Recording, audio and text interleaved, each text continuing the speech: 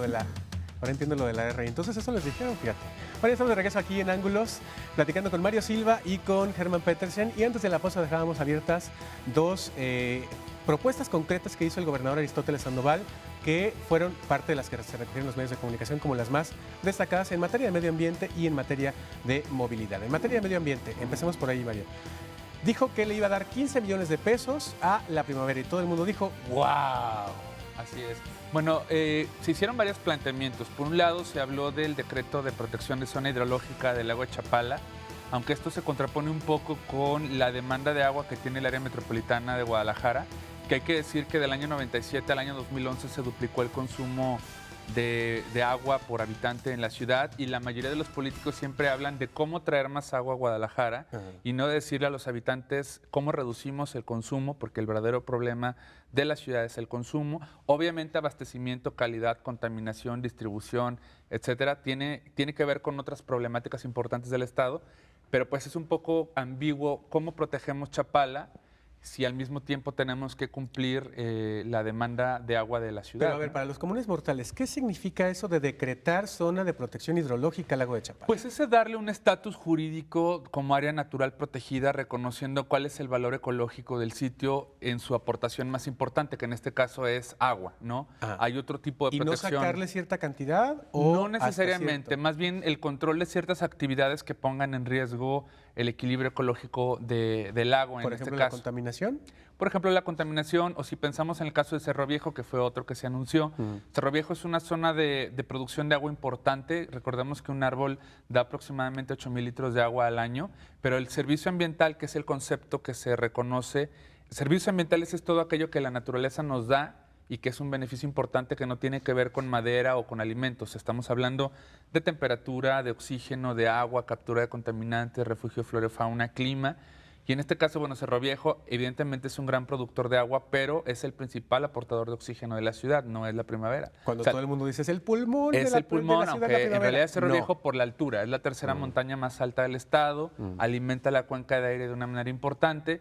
Y entonces, bueno, cuando hablas de decretar zona de protección hidrológica, de refugio de flora y fauna, climatológica, etcétera, te refieres a proteger a esa zona por ese valor, ese servicio ambiental que te da, de muchas maneras. En el caso de Chapala es complejo, porque la cuenca viene desde el Alto Lerma en el Estado de México y termina en Santiago Ixcuintla, Nayarit, en la zona del Pacífico se va a desembocar toda la carga de contaminantes que tiene la cuenca, y no es algo que dependa solamente de Jalisco. O sea, necesitamos entrar en diálogo con otros estados, con otros municipios. Esa es complicada, habrá que ver cómo lo están pensando. ¿Pero Cerro Viejo es un poco más fácil?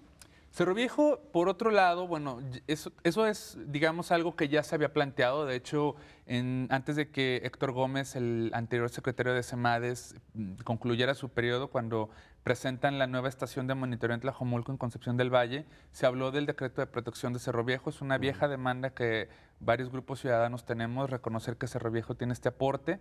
Lo que nos interesará saber es cómo van a reaccionar no solamente el gobierno del estado, sino los municipios Zapopan y Tlajomulco frente a la amenaza que implica el macrolibramiento, considerando Porque que ahí estaba Zapopan el trazo, ¿verdad? está el trazo y pasa por Cerro Viejo y por la primavera. Y hay que considerar que Zapopan y Tlajomulco son los dos únicos municipios metropolitanos en el ámbito federal incluso que tienen decretado el ordenamiento ecológico local como ley de uso de suelo, en donde, por ejemplo, aunque el trazo esté previsto, si tú tienes un tipo de suelo de conservación, no es compatible con gaseras, gasolineras ni talleres. Entonces, si fuera un trazo de 30 kilómetros o 20 kilómetros en donde no tienes un solo taller, una sola gasolinería o una sola estación de gas, ¿qué vas a hacer? Y los municipios no pueden autorizar ni cambiar su POEL para autorizar ahora el establecimiento de esas. Va a tener un problema. Va a ser un tema O complejo. cambian el trazo o algo, O ¿no? se construye sin ningún tipo con muchísimas restricciones, y a diferencia del ordenamiento ecológico estatal, que es técnico, el ordenamiento ecológico local es una ley de uso de suelo, que incluso el TAE podría, el Tribunal Administrativo, ordenar la demolición de una gasolinera si el municipio conviniera darle una licencia. Que luego el municipio podría ignorar, como ha venido ignorando, por ejemplo, en el caso de los edificios de Providencia. Ahora, a estas dos propuestas en concreto, Mario, ¿Les pondrías palomita bien por aumentarle el presupuesto a la primavera? Bien por... Sí, o sea, digamos que recuperan viejas demandas que se han ido haciendo. En el caso concreto ya de la primavera, que fue digamos, el otro planteamiento interesante que se hace, se habla de 15 millones de pesos, se duplica el presupuesto, es un presupuesto entre 6 y 8 millones de pesos, dependiendo el año que tú revises. Y claro, va a ser un presupuesto histórico porque no se tenía antes, pero tampoco hay una evaluación concreta de cuánto es lo que se necesita financieramente para poder proteger al bosque. ¿Pero con eso para qué alcanza?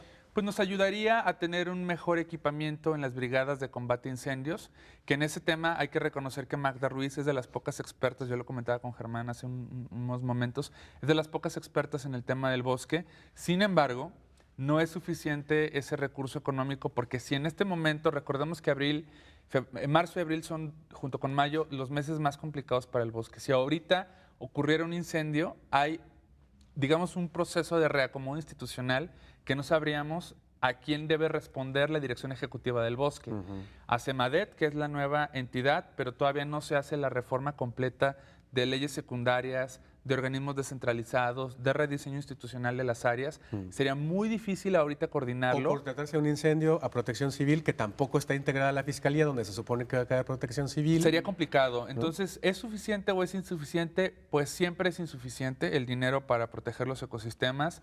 La primavera es uno, Cerro Viejo es otro, Cajititlán es otro, la Barranca de Huentitán es otro más, Chapala, la Sierra de Quila.